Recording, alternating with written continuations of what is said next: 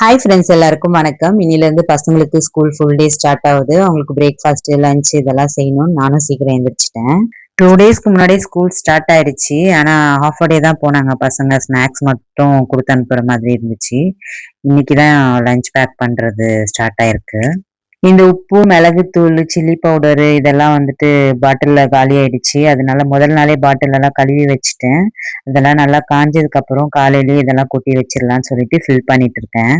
2 மந்த்க்கு அப்புறம் இன்னைக்குதான் பசங்க ஃபர்ஸ்ட் டே போக போறாங்க. அதனால அவங்களுக்கு பிடிச்ச மாதிரியே ஒரு கம்ஃபர்ட் ஃபுட்டா இருக்கட்டும்னு சொல்லிட்டு புளி சாதமும் உருளைக்கிழங்கு பொரியலும் தான் பண்ணி கொடுக்க போறேன். லஞ்ச் பாக்ஸ் பொறுத்த வரைக்கும் பசங்களுக்கு கிளறின சாதமா இருந்தா கொஞ்சம் விரும்பி எடுத்துட்டு போறாங்க. குழம்பு சாதம் வீட்டுல சாப்பிட்றதுக்கு ஓகே சாப்பிடுறாங்க. ஆனா லஞ்சுக்குன்றப்போ அவங்க இந்த மாதிரி கிளறின சாதம் தான் விரும்புறாங்க. இந்த ஐட்டம்ஸ் எல்லாம் நம்மளுக்கு பாட்டில்ல கொட்டி வைக்கும் போது கொஞ்சம் வேலை அதிகமா இருக்க மாதிரி தான் தெரியும். ஆனா ஒரு வாட்டி நம்ம ஃபில் பண்ணி வச்சிட்டோம்னா அடுத்து ஒரு 15-20 நாளைக்கு நம்ம டென்ஷன் இல்லாம எடுத்து யூஸ் பண்ணிக்கலாம் ஐட்டம்ஸ் எல்லாம். இன்னுமே பாட்டில்ல போட்டு வைக்க வேண்டியதெல்லாம் இருந்துச்சு ஐட்டம்ஸ். ஆனா டைம் இல்லாதனால பாதியில ஸ்டாப் பண்ணிட்டு சமையல் ஸ்டார்ட் பண்ணிட்டேன். துவரம் பருப்பு மட்டும் முதல் நாளே பேக்கெட் ஓபன் பண்ணிட்டனால பாக்ஸ்ல போட்டு வச்சிடலாம்னு சொல்லிட்டு எடுத்து வச்சுட்டேன். வீட்டுல அரைச்ச புளிசாத பவுடர் வந்துட்டு காலி ஆயிடுச்சு. அதை வந்துட்டு பண்றதுக்காக ரெடி பண்றேன். ரொம்ப நிறைய அரைக்க போறது இல்ல, கொஞ்சமா தான் அரைக்க போறேன். ஏன்னா டைமுமே இல்லை. புளியை ஃபர்ஸ்ட் வாஷ் பண்ணிட்டு ஊற வச்சுட்டேன். அதுக்கப்புறமா காஞ்ச மிளகா, கடலைப்பருப்பு 2 ஸ்பூன்னா 1 ஸ்பூன் அளவுக்கு உளுந்து அளவுக்கு எடுத்துட்டு ஸ்லோ ஃப்ளேம்ல வச்சு நல்லா வறுத்துக்கிறேன். வீட்டுல வெஜிடபிள்ஸ் எல்லாம் காலி ஆயிடுச்சு. இன்னைக்குதான் வாங்க போகணும். ஜெப்டோல உருளைக்கிழங்கு, முட்டை, கருவேப்பிலை அப்புறம் பால் மட்டும் ஆர்டர் பண்ணேன். உருளைக்கிழங்கு பொரியல் பண்றதுக்கு உருளைக்கிழங்குல தோலெல்லாம் சீவிட்டு சின்ன சின்னதா கட் பண்ணிக்கிறேன் பொடி மாஸ் பண்றதுக்கு. பசங்களுக்கு பிரேக்ஃபாஸ்ட்டுக்கு நட்ஸ் ஜூஸும் முட்டையும் தான் கொடுக்க போறேன். முட்டை வந்துட்டு சைட்ல வேக வச்சுட்டேன். நட்ஸ் ஜூஸ்ல ஆட் பண்றதுக்கு மாதுளம்பழமுமே கட் பண்ணி பொண்ணு கையில கொடுத்துட்டேன் உரிக்க சொல்லிட்டு.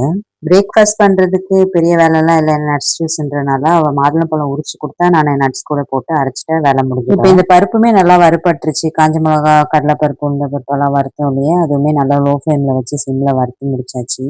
இது ஒரு பிளேட்டுக்கு மாத்திட்டு அதுக்கப்புறமா கருப்பு எள்ளு, வெள்ளை எள்ளு வீட்டுல இருந்தனால ரெண்டுமே ஆட் பண்ணிருக்கேன். அது கூட வெந்தயம், அப்புறமா சீரகம், கடுகு, மிளகு இதெல்லாமே 1 ஸ்பூன் ஆட் பண்ணி இதுவுமே நல்லா வறுத்துட்டு பிளேட்ல போட்டு ஆற வச்சுக்கலாம்.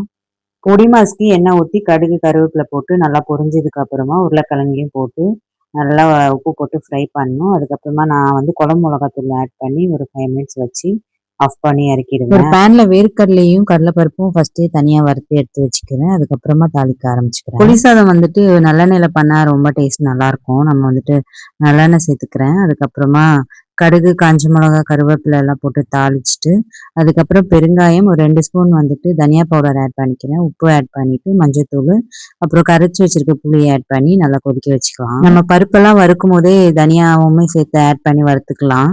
ஆனா நான் வீட்டுல தனியா பவுடர் தனியா அரைச்சி வச்சிருக்கனால அதுல ஆட் பண்ணல. டைரக்டா இதுவே ஆட் பண்ணிக்கிறேன் புளி கரைசல்லே. அவ்வளவுதான். இது ஒரு பக்கம் கொதிக்கட்டும்.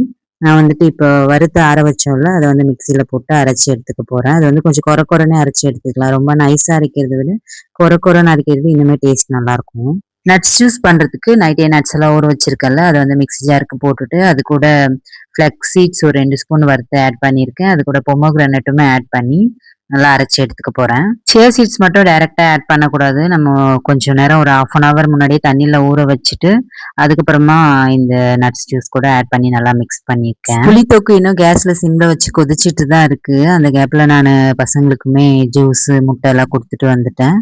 இப்போ அதுல நம்ம வறுத்து வச்சிருக்க பவுடரு, அப்புறமா வேர்க்கடலை, கடலைப்பருப்பு வறுத்தோம்ல அதையுமே ஆட் பண்ணிக்கலாம் இந்த ஸ்டேஜ்ல. அதுக்கப்புறம் எம்டிஆர் புளிசாத பவுடருமே ஒரு 2 ஸ்பூன் அளவுக்கு ஆட் பண்ணி நல்லா மிக்ஸ் பண்ணி ஆஃப் பண்ணிட்டேன். சைட்ல பாத்தீங்கன்னா பொடி மாசுமே ரெடி ஆயிடுச்சு. இப்போ வந்து ரைஸ் போட்டு நல்லா மிக்ஸ் பண்ணிட்டு டிஃபன் கட்ட ஆரம்பிச்சுக்கலாம். ஸ்நாக்ஸ்க்கு வந்து மேங்கோ தான் கட் பண்ணி வச்சிருக்கேன். அப்புறமா பிஸ்கெட்டுமே ஒரு 2-3 கூட வச்சு அனுப்புறேன். பிஸ்கெட் எல்லாம் எப்பவுமே கொடுத்து அனுப்ப மாட்டேன். 1க்கு 2 ஃப்ரூட்டா வேணா கட்டிடுவேன். இன்னைக்கு வந்து பொண்ணு கேட்டா அதனால பிஸ்கெட் வச்சு அனுப்பியிருக்கேன். பசங்களுக்கு லஞ்ச் பேக் பண்ணி அனுப்புனதுக்கு அப்புறமா நானுமே ரிலாக்ஸா உட்காந்து என்னோட நட்ஸ் ஜூஸை குடிச்சேன். ஒரு 2 o'clock அப்படி இருக்கும்போது ஃப்ரூட்ஸ், வெஜிடபிள்ஸ் வாங்க கிளம்பலான்னு சொல்லிட்டு பிளான் பண்ணியிருந்தா அது பார்த்தா அப்படி எப்படின்னு 3 o'clock மேல ஆயிடுச்சு கிளம்புறதுக்கு. 4:30க்கு பசங்களுக்கு ஸ்கூல் முடிஞ்சிடும். அதுக்குள்ள ஷாப்பிங் எல்லாம் முடிக்கணும்னு சொல்லிட்டு வேக வேகமா எல்லாமே வாங்கிட்டு பசங்களை பிக்கப் பண்றதுக்கு போயிட்டோம்.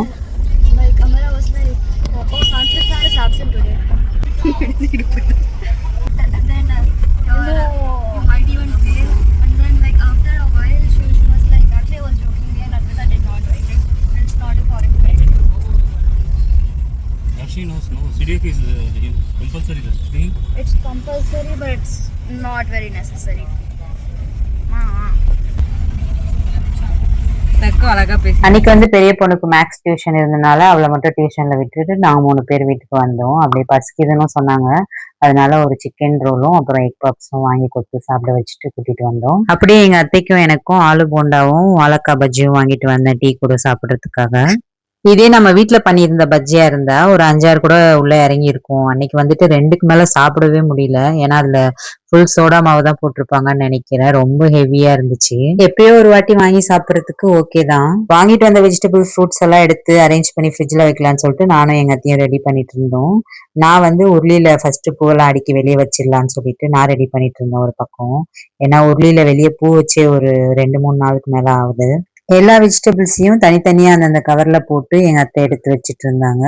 அப்படியே கருவேப்பிலை கொத்தமல்லியும் ஆஞ்சு வச்சாங்க. நான் அதுக்கப்புறமா எடுத்து எல்லாத்தையும் ஃப்ரிட்ஜ்ல அரேஞ்ச் பண்ணி வச்சுட்டு கருவேப்பிலை கொத்தமல்லி எல்லாம் பாக்ஸ்ல போட்டு எடுத்து வச்சு எல்லாம் ரெடி பண்ணிட்டேன்.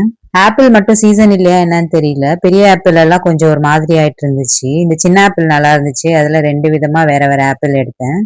மாதுளம்பழமே பேக் பண்ணதே எடுத்துட்டேன். வெஜிடபிள்ஸ் வாங்கிட்டு வந்த கவர் எல்லாம் அங்கங்கே பிரிச்சு போட்டபடி இருந்துச்சு. நைட்டு டின்னர் செஞ்சு சாப்பிட்டதுக்கு அப்புறமா அதெல்லாம் எடுத்து குப்பையில போட்டுட்டு அப்புறமா மேட்டெல்லாம் எடுத்து உதறிட்டு பெருக்கிறதுக்காக ஸ்டார்ட் பண்ணிட்டேன். அப்படியே போட்டுட்டு மறுநாள் காலையில பெருக்கிக்கலாம்னு சொல்லி பார்த்தா மறுநாள் காலையில எந்திரிச்சாலும் நம்மளுக்கு தான் வேலை ஜாஸ்தி இருக்கும். அதனால இப்பயே பெருக்கிடலாம்னு சொல்லிட்டு தான் இப்பயே பெருக்க ஆரம்பிச்சிட்டேன். டியூஸ்டே ஃப்ரைடே வந்துட்டு மாப் போட்டு தொடச்சிருவேன். மீதி நாள்லாம் ஏற கட்டி பெருக்கிடுவேன். என்னதான் வீடு கிளீனா இல்லைனாலும் இது ஏன் இப்படி இருக்கு அது ஏன் அப்படி இருக்கு நம்மள வந்து யாரும் கேட்க போறது இல்லை. ஆனா நம்ம வேலையை நம்ம கரெக்டா செஞ்சுட்டு வீட்டை நல்லா கிளீனா வச்சுட்டோம்னா நம்ம மைண்ட் வந்து ரொம்பவே ஃப்ரீயா இருக்கும், ரிலாக்ஸ் ஆகும். அவ்வளவுதாங்க. பெருக்கி முடிச்சுட்டு மேட்டெல்லாம் உதறி எடுத்து வந்து போட்டதுக்கு அப்புறமா cook with Comali last episode பார்க்கல, அது பார்க்கலாம்னு சொல்லிட்டு உட்காந்துட்டேன்.